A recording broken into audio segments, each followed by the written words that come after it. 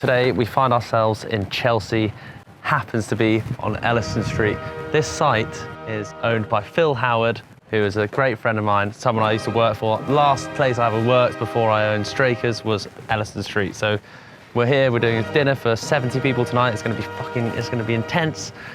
I'm bringing a bit of Strakers, Phil's bringing a bit of Phil, obviously. My name's Phil Howard, I'm the chef and co-owner of Elystan Street in South Kensington, London.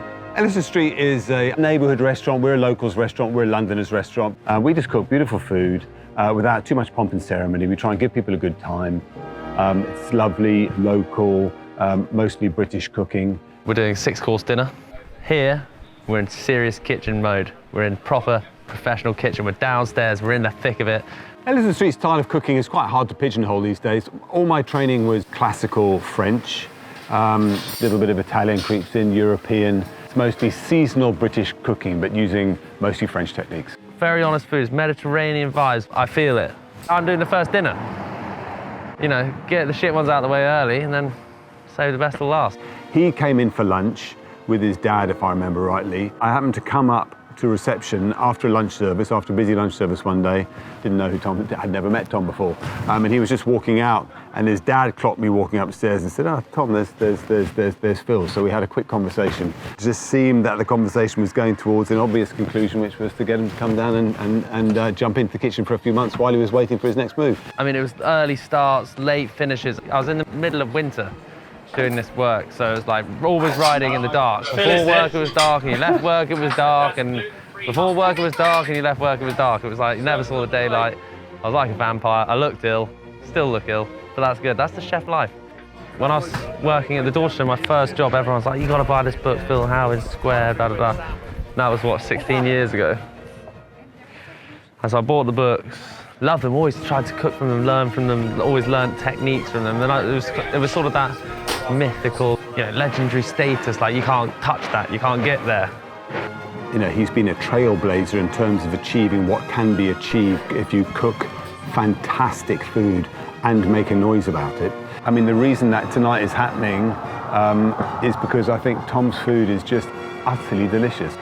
And now it's kind of surreal because it's like, you're there, we'd speak on the phone with friends, we get on, we talk about restaurants, work, life, like a mentor, someone I'd always ask questions or... At my age, having been cooking and eating, importantly, for a long time, I see through in an instant dishes, plates of food, cooking, and I'm just not motivated or interested in technical wizardry or innovation, or it's just not my thing. I just want beautiful cooking with integrity, that's intelligent, seasonal, local, and Tom's food is absolutely that. He has got a pitch-perfect palate that is uncomplicated. His cooking is just really special, and that's why he's here tonight. Mediterranean inspired, but British at heart, very similar to what we do at Straker's, But it's a bit more, we're in Chelsea, it's laid back. Older demographic, more like low-key, like people having a gentle dinner. And Straker's is like, bah! It's like, polite. Like my parents wanted me to be like. Obviously we're in this elegant area. We want us to be a bit more bougie, a bit more refined, a bit smaller. It's like much bigger kitchen than we're used to, so we can tighten up those little tweaks, less rustic, more vibes. Well, if you want to talk about rustic and simple, we're gonna, that is what we're doing. If you're in the business of delivering pleasure, pasta is perhaps the greatest vehicle of all. Virtually everybody loves eating pasta.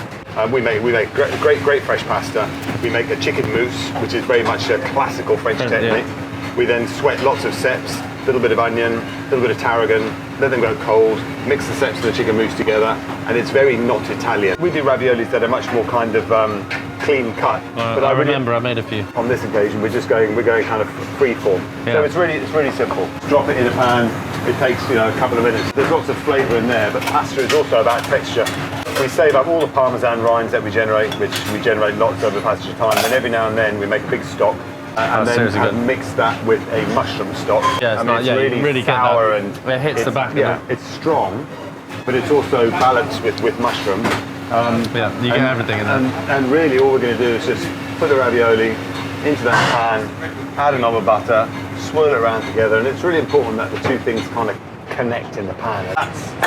That's lush. A little bit of set oil, and then Is that just from the confit sepsis? that's just from the concept, and then just a little bit of parmesan.